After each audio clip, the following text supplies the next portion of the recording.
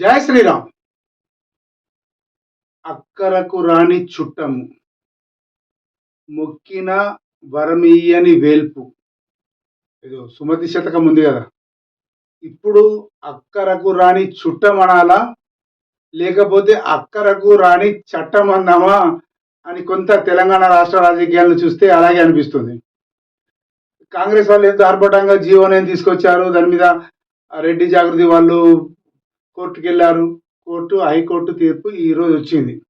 High court నుంచి supreme court, supreme court నుంచి మళ్ళీ హైకోర్టు లోపల 2 రోజుల వాదనల తర్వాత ఈరోజు జడ్జిమెంట్ వచ్చేసింది. మళ్ళీ 2 వారాల దాకా దీని మీద ఏం ముచ్చటేముండదు, ఎవరి పనులు వాళ్ళు చేసుకోవాలి.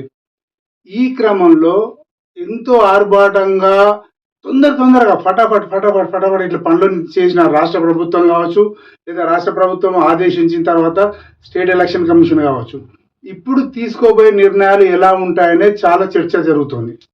అంటే ఇది కొంత ఇబ్బందికరంగా కనిపిస్తుంది చాలా మందికి.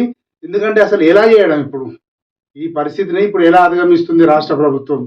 ఏముంటది, అయితే పాత పద్ధతిలో ఎలక్షన్స్కి పోతున్నా చెప్పి కోర్టుకు చెప్పేసి ఎలక్షన్స్కి వెళ్ళిపోవడం, లేదా మళ్ళీ గవర్నర్ గారు దాన్ని ఆమోదిస్తారా లేదా అని ఆ రకంగా వెళ్ళడం, లేదా ఇంకా కోర్టు లోపల ఆ జడ్జిమెంట్ ఫైనల్ అయిపోయిన వరకు వెయిట్ చేయడం తప్పితే ఈ 3 మార్గాలు తప్పితే ఇంకో మార్గం కనిపించట్లేదు.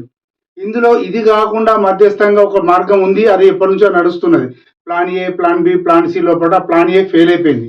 ఇక ప్లాన్ బికి వచ్చేస్తే మటుకు ఖచ్చితంగా వీటితోటి సంబంధం లేకుండా, అసలు లేనితో సంబంధం లేకుండా మేము వాగ్దానం చేశాం కాబట్టి మేము ఇస్తున్నాము అని ఆ కాంగ్రెస్ పార్టీ వాళ్ళు 42% బీసీలకు రిజర్వేషన్స్ ఇస్తే ఇదొక సమస్య పరిష్కారం అయ్యే అవకాశం ఉంది. ఈ రకంగా చూసినా కూడా, అంటే అటు ప్రభుత్వ పరంగా కావచ్చు, ఇటు పార్టీ పరంగా కావచ్చు, కాంగ్రెస్కు ఇప్పుడు పరీక్ష కాలమే. ఎందుకంటే అటు అత్యంత కీలకమైన హైకోర్టు తీర్పు అలా రావడం, ప్రజల లోపల దీనికి పెద్దగా స్పందన కనిపించకపోవడం, 42% రిజర్వేషన్ అనేసరికి ఎవరు కూడా పెద్దగా దీన్ని పట్టించుకున్న దాఖలాలు కనిపించట్లేదు. కాంగ్రెస్ వాళ్ళే అంగులు ఆర్భాటాలు చేస్తున్నారు. పొన్నం ప్రభాకర్ గారు ఇంకా వగేర అందరూ వచ్చేసి బీసీ మంత్రులు, ఎస్సీ ఎస్టీ మంత్రులు కావచ్చు, ఇంకా మిగతా అందరూ కూడా దీని మీద చేస్తున్నారు తప్పితే ఇంకా ప్రజల లోపల అనుకున్నంత స్పందన రాలేదు. స్పందన రావాల్సిన ఎంతైతే రావాలో అంత రాలేదని చెప్పి మాత్రం ఖచ్చితంగా చెప్పవచ్చు. కృష్ణయ్య గారు రేపు బంద్ అంటున్నారు. బంద్ అంటే బంద్ అయితే ఏమైతుంది? బంద్ ఎవరు బంద్ చేస్తారు? ఒక దుకాణంకు రోజుకు 500 కిరాయి పెట్టి ఎవరు బంద్ చేయాలా కదా? ఎవరైనా ప్రతి ఎంత చిన్న సెంటర్లు అయినా కూడా మెయిన్ రోడ్డుకు 500 కంటే తక్కువ కిరాయి లేదు. కనీసం 300-400 కంటే తక్కువ కిరాయి లేదు. కరెంట్ బిల్లు, జీతాలు, మెయింటెనెన్స్, ఖర్చులు అంటే తడిసి మోపడైతే ఒక్కరోజు బంద్ చేస్తే కనీస స్థాయిలో కూడా 1000 నుంచి 1200 రూపాయలు ఖర్చు మీద పడే ప్రస్తుత పరిస్థితిలో ఎవరు కూడా దుకాణాలు ఎంతో ఇంపార్టెంట్ అయితే తప్పితే బంద్ ఉండదు. ఏదో రాస్తారోకోలు ధర్నాలంటే అది ఏ పొలిటికల్ పార్టీలు రోడ్డు మీద చేసుకుంటే 10 నిమిషాలు, అర్ధగంట ట్రాఫిక్ జామ్ అవుతుంది, దాన్ని ఎవరు పట్టించుకోరు. కానీ మొత్తానికి ధర్నా బంద్ అంటే మటుకు కొంచెం కష్టమే. సరే, అది రాజకీయ అంశంగా వాళ్ళు చూసుకుంటారు. కానీ బీసీ అంశానికి వచ్చేస్తే ఇవ్వాలా వద్దా తేల్చాల్సింది ఇప్పుడు కాంగ్రెస్ ప్రభుత్వం. కాంగ్రెస్ కాలి ముందు, లేదా కాంగ్రెస్ చేతిలో బాల్ ఉంది.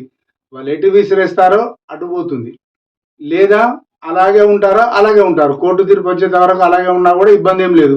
కాదు, కోర్టు తీర్పుతో మాకు సంబంధం లేదు, మీకు కోర్టుకి చెప్పేస్తున్నాం, పాత పద్ధతిలోనే మేము చేస్తున్నాం అని చెప్పేసి 42% వీళ్ళే పార్టీ తరఫున ఇచ్చేస్తే అట్లా కూడా ఓకే, జనం కొంతవరకు యాక్సెప్ట్ చేయొచ్చు ఈ అంశాన్ని. సో ఇక కాంగ్రెస్ ఎలా ఆలోచిస్తుందో మనం ఇంకా ఒక 2 రోజుల్లో తేలిపోతుంది, 2-3 రోజుల్లో ఖచ్చితంగా ఈ అంశం తేలిపోతుందని చెప్పి చాలా మంది రాజకీయ విశ్లేషకులు చెప్తున్నమాట. జై శ్రీరామ్.